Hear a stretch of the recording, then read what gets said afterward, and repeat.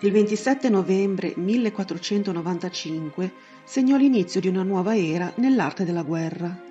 Quel giorno il noto artista ed architetto Francesco di Giorgio Martini e l'architetto ed ingegnere Antonio Marchesi fecero brillare la prima mina moderna a polvere in un tunnel scavato sotto il lato meridionale di Castelnuovo, Napoli, a quel tempo occupato dai francesi di Carlo VIII. La mina a polvere, inventata in realtà anni prima, mostrò tutta la sua letale efficacia nell'utilizzo sotterraneo, mediante particolari accorgimenti ingegneristici che ne moltiplicavano la forza dirompente. Tra gli uomini d'arme di quel tempo che intuirono le micidiali potenzialità di una simile arma, vi fu su tutti il condottiero spagnolo Pietro Navarro. Scrive di lui Giovan Battista della Porta. Fu, nelle cose di guerra, uomo d'eccellente ingegno, e nello scavare mine, empiendole di polvere d'artiglieria, con la violenza del fuoco riluttante, buttava a terra le torri, le terre ed i castelli. La portata dei successi militari conseguiti dal Navarro fece sì che a quest'ultimo venisse per lungo tempo erroneamente attribuita l'invenzione stessa di tale tecnica. L'idea si radicò talmente tanto da essere accreditata persino da storici del calibro di Paolo Giovio e Francesco Guicciardini.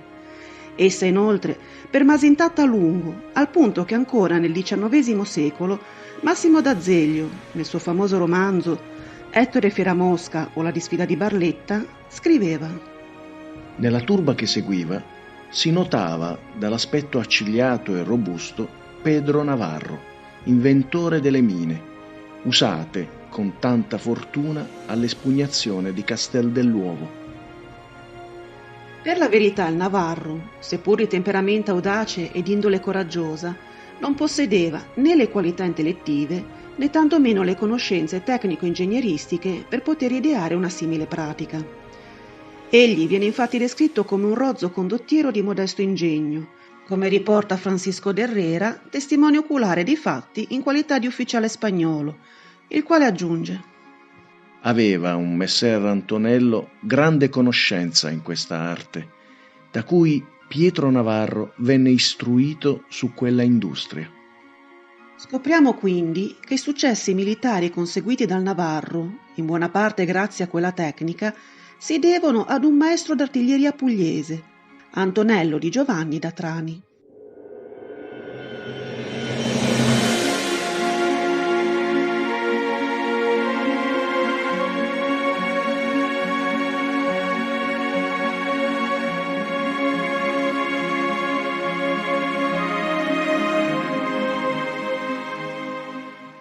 Nato a Trani in un anno imprecisato della seconda metà del XV secolo, militò nei ranghi dell'esercito di Federico II d'Aragona, in cui per certo risultava arruolato già dal 1496.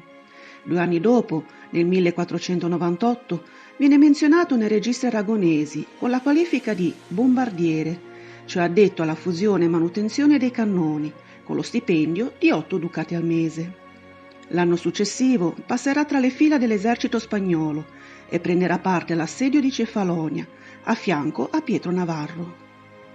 Nel 1503 lo ritroviamo a Napoli con la qualifica di Magister Tormentorum, ovvero maestro di artiglieria, durante l'assedio spagnolo di Castelnuovo e Castel dell'Ovo. Si tratta di un avanzamento di carriera che gli fruttò il raddoppio dello stipendio. Ora infatti guadagnava ben 16 ducati al mese. Particolare questo che testimonia la stima e l'apprezzamento che gli spagnoli avevano per le sue capacità. Significativo in tal senso è il fatto che, ad esempio, il celebre capitano d'artiglieria, Don Diego de Vera, riceveva uno stipendio di soli 12 ducati. Qualche tempo dopo, inoltre, per gli eccellenti servigi forniti agli spagnoli nella guerra contro i francesi, ricevette dal viceré, Consalvo da Cordova, un assegno annuo di ben 150 ducati, oltre che un suolo edificabile nella città di Napoli, ed in seguito anche vari altri immobili. Il merito di questo successo derivò non solo dalla sua audacia, ma soprattutto dalla clamorosa efficienza del suo micidiale metodo per l'espugnazione di fortezze, mediante la cosiddetta mina a cunicolo stretto. metodo che certamente apprese lavorando con Francesco Di Giorgio Martini e Antonio Marchesi, i quali, come abbiamo visto, lo utilizzarono per primi. Ma vediamo in cosa consisteva questo ingegnoso sistema, che succedeva alle precedenti e poco efficaci mine a puntello. Queste ultime venivano fatte brillare in larghe scavazioni puntellate di travi, che sfociavano in una sorta di camera di scoppio, scavata sotto le mura di cinta. Ma l'esplosione della mina provocava scarso danno alle fortificazioni, in quanto la potenza dell'onda d'urto veniva in gran parte dissipata nella larghezza dello scavo e nel tunnel rettilineo. Antonello da Trani, invece, rivoluzionò il sistema, ideando un percorso molto più stretto, che anziché sfociare sotto la verticale delle mura, si snodava lungo queste ultime, quindi in orizzontale. La polvere esplosiva, poi, anziché collocarla nel tratto terminale, veniva distribuita a intervalli regolari lungo tutta la galleria. Questa configurazione creava un effetto a dir poco dirompente. Infatti, le singole onde d'urto prodotte dai vari mucchi di polvere, contrastando tra loro, tendevano a sfogare verso l'alto.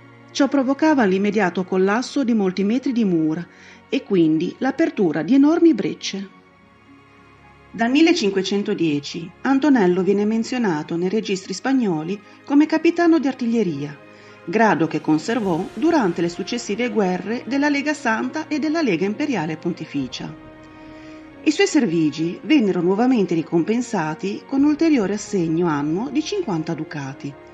Nel 1514, grazie alle sue doti di ingegnere militare, realizza i disegni per l'inglobamento del borgo fortificato di San Giacomo, nella cinta muraria della città di Barletta.